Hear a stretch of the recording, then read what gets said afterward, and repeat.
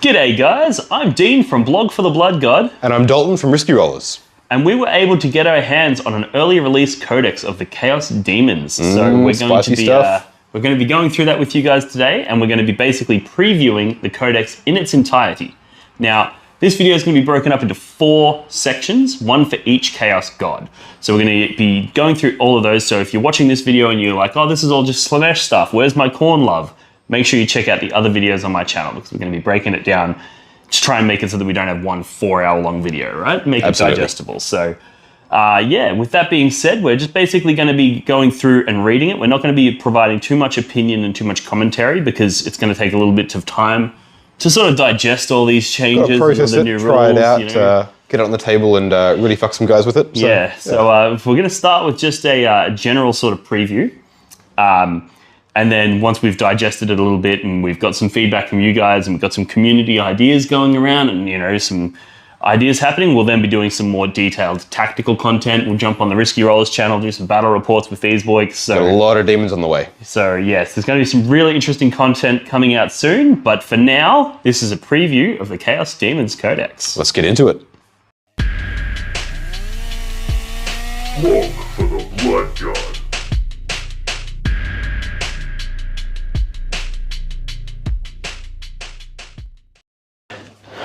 Alrighty guys, we're going to get into the first of our Chaos Daemons preview videos. We're going to go through all of the KHORNE specific rules in this video. So we're going to start off with the points values. We've got the HQ choices. You have a Blood Master, which is a 1 model unit of 90 points. Then there's the Bloodthirsters for 310 points, and you can upgrade them with Exalted Abilities, Indomitable Onslaught for 40 points, Master of the Blood Tide for 20, and Rage Unchained for 35. We'll go through those in a moment. Then you've also got the Karanak for 100 points and the Ren Master for 140 points. We've got Scarbrand for 330, the Skull Master for 130, and the Skull Taker for 110 points. Over in troops, you've got Bloodletters, which are restricted to 10 models, and they cost 130 points. Then in elites, we've got Blood Crushers, 3 to 6 models for 45 points. For fast attack, Flesh Hounds with 5 to 10 models for 19 points a model. Heavy support, you've got the Skull Cannon, it's only 100 points. And in fortifications, which everyone takes, you've got the Skull Altar for 50 points. Cool. All right, now that we've gone through the points cost, let's go through the Warp Storm points. So you would have seen this previewed in the community post, where basically you roll 8 dice for every 4 up, you generate a Warp Storm point, and then you can spend them in various ways. So the specific ones to KHORNE are Fury of KHORNE, which is 4 Warp Storm points. Use this at the start of your fight phase. Until the end of the phase, add 1 to the attacks characteristic of all KHORNE demon models in your army. The next one is Burning Terror for 2 Warp Storm points. You use this effect at the start of your shooting phase. Roll 1d6 for each enemy unit within 24 inches of any Legiones Daemonica KHORNE units from your army that is not wholly within an area terrain feature. On a 6, that unit suffers d3 mortal wounds. And then the third one is Overwhelming Rage, 4 Warp Storm points. Use this effect at the start of your opponent's movement phase. Until the end of the phase, each time an enemy unit with an engagement range of a demonic KHORNE unit from your army is selected, fallbacks, roll a d6. On a 4+, that unit cannot fall back. So there's your exclusive KHORNE related Warp Storm points. Then we have a page here about Exalted Bloodthirsters. So basically the TLDR there is that you can pick to pay points to upgrade your Bloodthirsters to be Exalted. You can't take the same Exalted trait more than once. You can't give them the named characters, all those sort of standard criteria. So the first one is called Indomitable Onslaught for 40 points. And this is, the model cannot lose more than 8 wounds in the same phase. Any wounds lost after that are not lost. And these guys have 20 wounds each, so that's pretty spicy. The next is Master of the Blood Tide for 20 points. Each time this model fights, if it made a charge move, was charged, or performed a heroic intervention this turn, then until that fight is resolved, add 1 to this model's strength and attacks characteristics. That's pretty spicy for 20 points. Rage Unchained is the last one, 35 points. And this model is considered to have double the number of wounds remaining for the purposes of determining what its characteristics are. So that's how you go about upgrading your Bloodthirsters. Now we go into some of the Khorne-specific stratagems. So Frantic Bloodlust, this is the one that you saw previewed on the community page, where basically at the start of the fight phase, select one Bloodletter core unit from your army. If the unit's not within engagement range, it can make a normal move of up to 6 inches, and it must end its move closer to the closest visible enemy unit. And if it is within engagement range of enemy units, make a pile-in move with that unit. And if it's a normal move, it costs 2 CP, otherwise it's only 1. The next stratagem is Glorious Decapitation for 2 CP. You use this stratagem when an enemy character model is destroyed by a melee attack made by a Legiones Daemonica Khorne character model from your army. Until the end of the battle, that Khorne character model has the following ability. Slayer of Champions. This is an aura. While a friendly Legiones Daemonica Khorne unit is within 6 inches of this model, each time a model in that unit makes an attack, an unmodified wound roll of 6 inflicts a mortal wound on the target in addition to any normal damage. And this is capped at 6 mortal wounds per phase. You can only use this stratagem once. Oof, that's a big oof. The next is a Requisition stratagem, 1 CP, and it's basically you can give a relic to a Khorne unit. So this means that you'll be able to combine that with the Nephilim and get multiple relics in your armies. Standard stuff. The next one is Contempt for Sorcery for 1 CP. Use this stratagem in your opponent's psychic phase after a psychic test is passed for an enemy psychic unit and after any Deny the Witch attempts are made. If that enemy psychic unit is within 24 inches of any Legiones Daemonica Khorne units from your army, roll a d6, adding 1 to the result if the enemy psychic is within 12 inches of any Fleshhound units. On a 4+, that psychic power is denied. Well, being able to deny powers on a 3-up is going to be pretty spicy. The next one is called Brass Stampede. It's 1 CP. Use this stratagem after a Khorne cavalry or Khorne vehicle unit from your army finishes a charge move.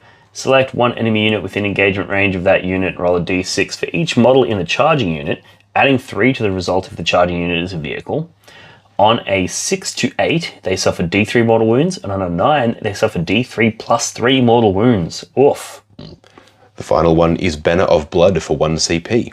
Use this stratagem when a Legiones Daemonica Khorne icon unit from your army is selected to charge. Until the end of the phase, each time you make a charge roll for that unit, roll 1 additional d6 and discard the lowest result. Ooh, so it's gone from a 3d6 to a 3d6, discard the lowest. It's also worth mentioning for all these stratagems, you don't need your entire detachment to be Legiones Daemonica Khorne. Correct. You only need to have some Legiones Daemonica Khorne models in your army, and you get access to all the Khorne stratagems. Yes, and the same goes for the relics as well, I believe.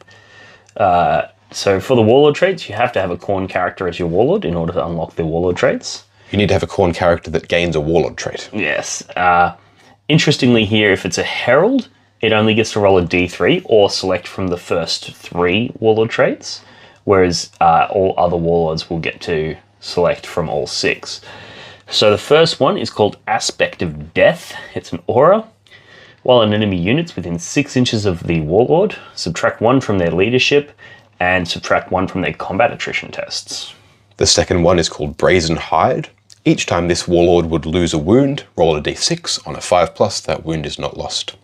Third one, which is your last one available to Heralds, is called Devastating Blow. Each time the Warlord makes a melee attack, rules that ignore wounds cannot be used. That's pretty spicy.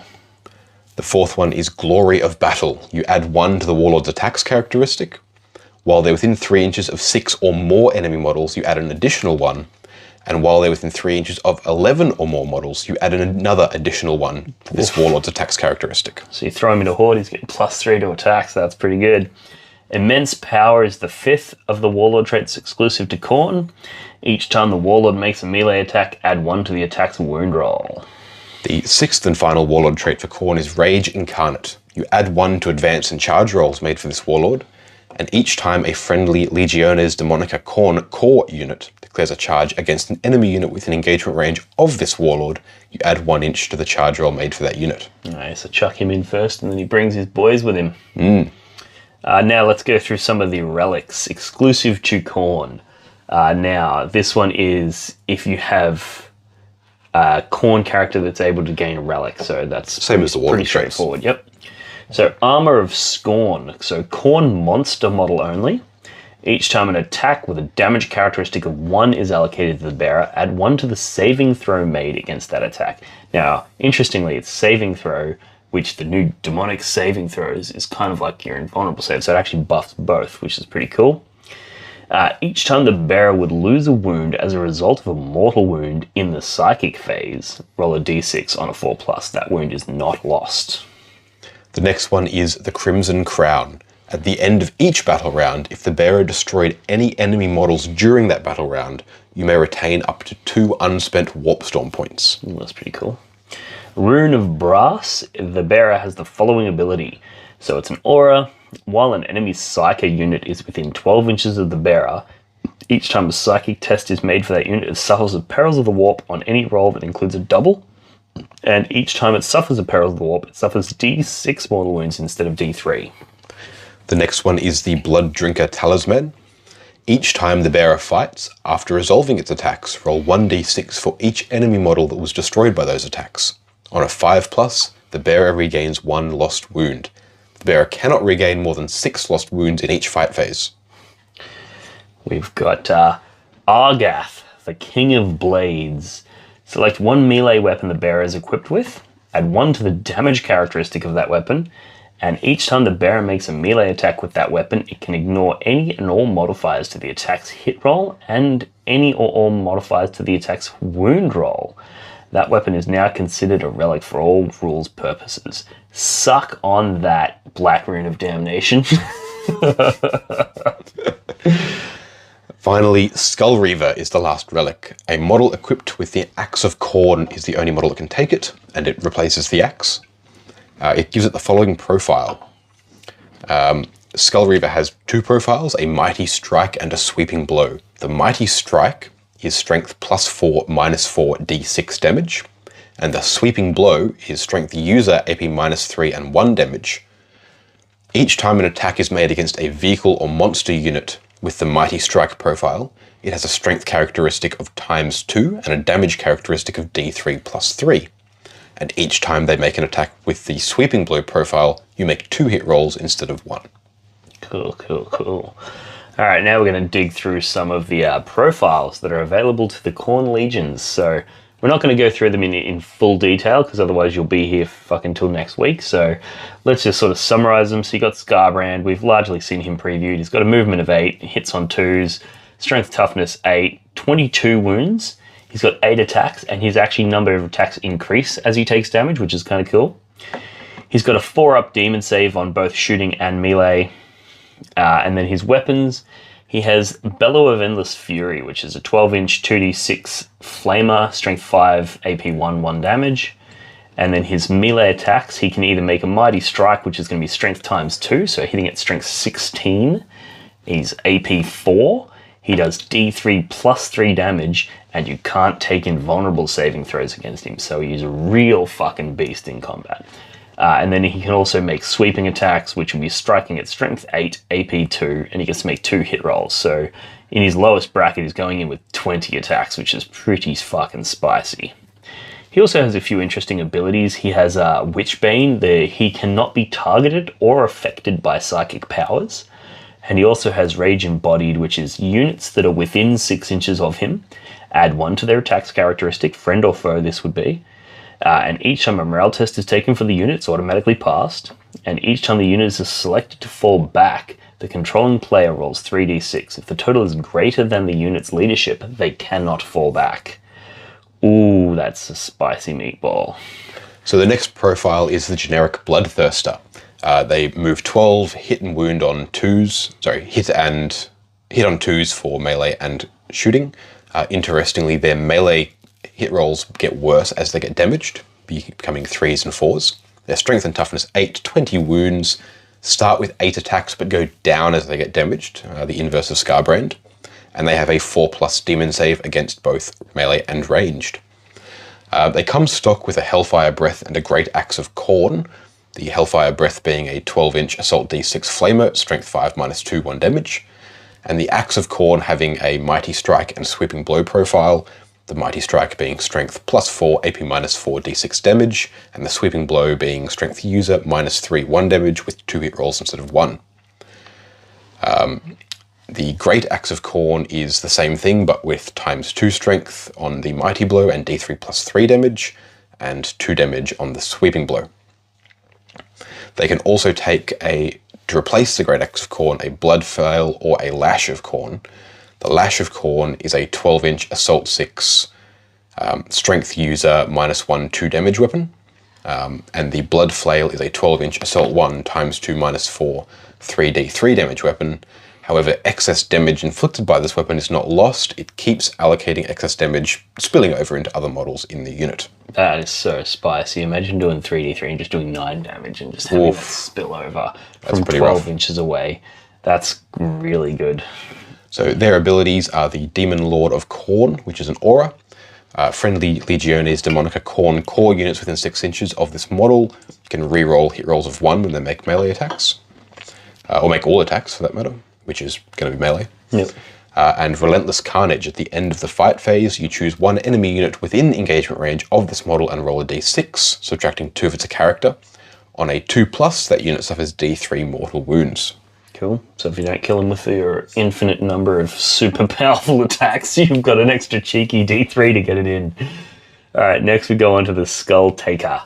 So this is your old school Herald of Khorne, but the upgraded special unique character guy. So he's got a 6-inch move. He hits on 2 in combat. He's strength 6, toughness 6, 5 wounds, 6 attacks, 4-up save in both melee and combat, and he has the Slayer Sword. So this is going to be striking at strength 6. It's going to be AP 3 with 3 damage, and you cannot make invulnerable saving throws against it. Then he's got a few abilities. He's got Skulls for the Skull Throne, so each time this model makes a melee attack against an enemy character, you can reroll a hit and wound roll. Each time an enemy character unit is destroyed by him, you increase the range of his Herald of Khorne and Lord of Decapitation's ability by 3 inches to a maximum of 12. That Herald of Khorne ability, basically, while friendly Khorne core units are within 6 inches of the model, each model in that unit makes an attack, you can reroll the wound roll of 1, and his Lord of Decapitations is in his command phase. You can select a friendly Bloodletter core unit within 6 inches, and until the start of your next command phase, each time a model in that unit makes a melee attack, add 1 to the hit roll. So you get +1 to hit. Nice little support character. You then have the Bloodmaster, which is the generic Herald of Khorne. They are movement 6, hit on 2, strength 6, toughness 5, 4 wounds, 5 attacks, and a 4-up demon save against both melee and ranged. Their weapon is the Blade of Blood, which is strength user -3, 3 damage. And their abilities are the Herald of Khorne aura, so reroll wound rolls of 1 for Legiones Demonica Khorne core units within 6. And Bloodmaster, in your command phase, you select one friendly Bloodletters core unit within 6 inches of this model. Until the start of the next command phase, unmodified hit rolls of 6 automatically wound the target. Alright, then we've got the Skull Master. So this is your Herald on a Juggernaut. He's got a 10-inch move, he hits on 2s, strength and toughness 6. He's got 7 wounds, 5 attacks, 4-up save against melee and combat, shooting, sorry. He's got the same Blade of Blood, so strength 6, AP 3, 3 damage. And then he also has a Bladed Horn. So for this one, he gets to make an additional 4 attacks, because it's got Malefic 4, which is the way that they word that nowadays. And if he made a charge move, it's +2 strength, so he's either going to be strength 6 or strength 8, AP 2 with 1 damage. So he's going in with 9 attacks, which is pretty cool. His abilities are Herald of Khorne again, so the reroll 1s. And then he has Skullmaster. In your command phase, select a friendly Bloodletters core unit within 6 inches. Until the start of your command phase, each time a model in that unit makes a melee attack, an unmodified hit roll of 6 automatically wins the target, so that's the same. Same thing. Cool. Then you have the Rendmaster on Blood Throne, which is you guessed it, Herald on a Blood Throne. Checks out. They move 8, which is the big Khorne brass chariot. They move 8 inches, hit on 2s, strength 6, toughness 7, 9 wounds, 5 attacks with 4-up save against shooting and melee. Their weapons are the Attendant's Hellblades for little guys on the chariot. They hit at strength user with 4 additional attacks for Malefic 4 at AP -3, 2 damage, and the same Blade of Blood with strength user AP -3 and damage 3. This unit has the Champion Slayer ability. which lets it reroll melee attacks against character or monster units. Sorry, reroll wounds against character or monster units. And the Herald of KHORNE aura for reroll 1s to wound for core units within 6. And the Blood Throne ability, which is a renamed hit rolls of 6 automatically wound. Interesting. Alright, next we have the Karanak. So he's got a 12-inch move. He hits on 2s. Strength 6, toughness 5, 5 wounds, 6 attacks. He's got a 5-up, 4-up. Then he's got Soul-Rending Fangs, which are going to be striking at Strength 6, AP 2, 2 damage. He has a Brass Collar of Bloody Vengeance. In your opponent's psychic phase, he can attempt to deny 2 psychic powers as if he were a psyker. And it's also interesting, he has the Fleshhound keyword, so he would stack with that ability. So he can try to deny twice and then go for a 3-up deny on a D6. So very good anti-psych attack. He's got Pack Leader Aura. While friendly Fleshhounds core units are within 6 inches of this model, each time they make an attack, they can reroll 1s to wound. If the target is a psychic unit, you can reroll all wounds instead. So very good anti-psych attack. And Prey of the Blood God. In your first command phase, select one enemy character. Each time this model makes an attack against that character, a successful wound roll inflicts 2 mortal wounds on the target and the attack sequence ends. Woof. That could be very spicy. Alright, over to troops, we have the eponymous Bloodletters. They move 6, they have a 3+ to hit, strength 5, toughness 4, 1 wound, 2 attacks with a 5+ against ranged and a 4+ in melee. I think it's the other way around. We'll double check We'll double check that one. It's a 5+ against one, 4+ against the other. Their weapon is the Hellblade, which is strength user -3, 2 damage. They may take a demonic icon and an instrument of chaos. Demonic icon gives it the icon keyword and ignores combat attrition modifiers. And the instrument gives it the instrument keyword and adds 1 to their leadership.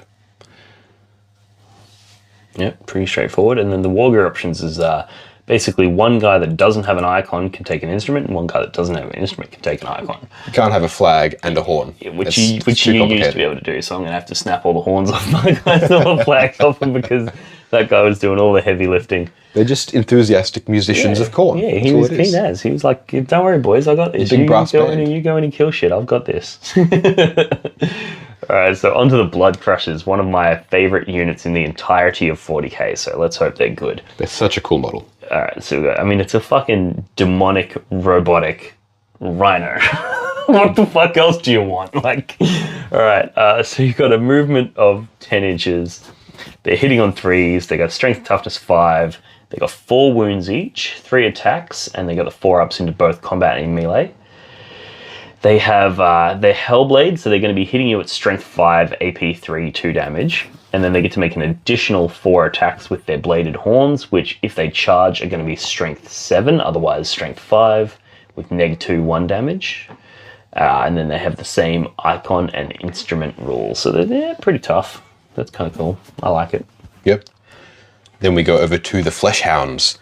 So these guys are movement 12, they hit on 3s, strength 5, toughness 4, 2 wounds, 3 attacks apiece with a 5+, 4+ demon save. And we'll double check which ones those are. I believe 5+ is against ranged and 4+ in combat. What's the wager? I reckon it's the other way around. What's the wager? Call it a tenner? I'll call it a tenner. Alright, you guys heard it here. And they have a Burning Raw weapon, which is a 12-inch Assault D6, Strength 4, -1, 1 damage flamer. And Gore-Drenched Fangs, which are Strength user, -2, 1 damage. They have the Collar of KHORNE ability, which lets them deny 1 psychic power as though they were a psyker. And the Savage Pounce ability. Each time a model in this unit makes an attack with its Gore-Drenched Fangs, if that model's unit made a charge move or performed a heroic intervention this turn, you add 1 to the attack's damage characteristic. Oof, so they're going to be charging with strength 5, AP 2, 2 damage. That's pretty cool. Very nice. They're very much like Possessed from CSM. A big glow up from their previous iteration. Yes, big time. And then we have the Skull Cannon in our heavy support slot, which has got an 8-inch move, He hits on 3s in both melee and shooting. He's got a strength 6, toughness 7, 9 wounds. He's got 2 attacks, and he's got a 4-up in both melee and shooting. The skull cannon itself is 48 inches range. It's heavy D3 plus 3 shots, strength 8, AP 2, 2 damage. And each time an attack is made, you do not receive the benefits of cover against that attack. So that's pretty cool. And then in melee, he gets 4 additional attacks that are going to be at strength 6, AP 3, 2 damage. And then he gets to make 2 attacks with his biting maw, which are going to be strength 6, AP 1, 2 damage. So yeah, it's not bad. What's the skull altar do? The fortification that everyone's going to take. Yeah. Well, it doesn't move anywhere. It doesn't shoot, it doesn't fight. Checks out. It's strength 6 though, toughness 8 with 9 wounds, and a 4-up save against both melee and shooting. It has the Witchbane aura, so while psychic units are within 18 inches of this model, you subtract 2 from the psychic tests taken for that unit. It has the War Altar rule. While a model is embarked within this transport model has the same aura abilities as the embarked model. Interesting. Has Ritual Slaughter. While there is a model embarked within this transport model can attempt the following action. The Ritual Slaughter action begins at the end of your movement phase. The action is completed at the end of your next charge phase. Once completed, roll 1d6 for each Legiones Daemonica KHORNE unit from your army within 12 inches of this model and within engagement range of any enemy units. For each 4+, you gain 1 Warp Storm point. Okay. And this model has a transport capacity of 1 KHORNE Infantry Herald model. Okay, so transport is an interesting word to use for something that doesn't move. Like, that's very much like Transport Victoria. It's like, oh yeah, sorry, by transport, we didn't mean we were going to help you get anywhere. It's an interesting one. You've got a herald that sits inside it and lets it perform an action to generate extra warp storm points. And because it's such a large model, it expands the aura range of the herald. I think the expanding the aura ranges is where the real value is going to come from that. But I don't think that's particularly exciting. So that rounds out our coverage of the KHORNE units and KHORNE stratagems and rules from the new Chaos Daemons Codex. So I hope you guys enjoyed that. Make sure you check out our upcoming videos. We're going to be doing each demon in their own video. So this was our first of 4, and then we'll probably do a 5th, which will cover off the things that aren't like God specific. The Chaos Undivided, the Disciples of Be'lakor, Army of Renown, all that fun stuff. Your soul grinders and all that sort of shit. So yeah, that sums up KHORNE, and we'll be right back with our next Chaos God. Walk for the Blood God.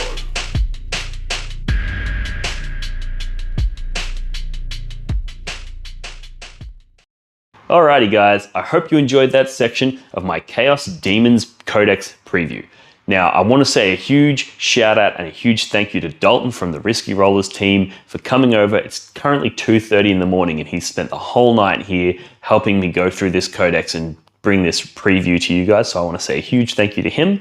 And I also want to say a huge thank you to all of my supporters on Patreon. You can sign up for only $1 a month and that allows me to continue doing these things, and it motivates me to not only stay up till 2:30 in the morning recording these videos for you, but it also motivates me to pressure my friends like Dalton from Risky Rollers to come and help me record these things until 2:30 in the morning. So a huge thank you to Dalton, a huge thank you to my Patreons, and make sure you check out the next video coming up in this series. I've gone through and I've done one for each Chaos God as well as one for the Undivided and the Disciples of Be'lakor. So there's going to be a few videos coming out over the next couple of days. Make sure you like and subscribe so that you don't miss any of them. And with that being said, I'm going to love you and leave you, and I'll see you in the next one. Cheers. Do your objective markers ever get lost behind terrain or other models and become difficult to see? Do they ever get bumped and accidentally moved during a game? And do they ever spark arguments about distances? Well, not anymore. Introducing the blog for the Blood God, not even remotely patented neoprene objective markers.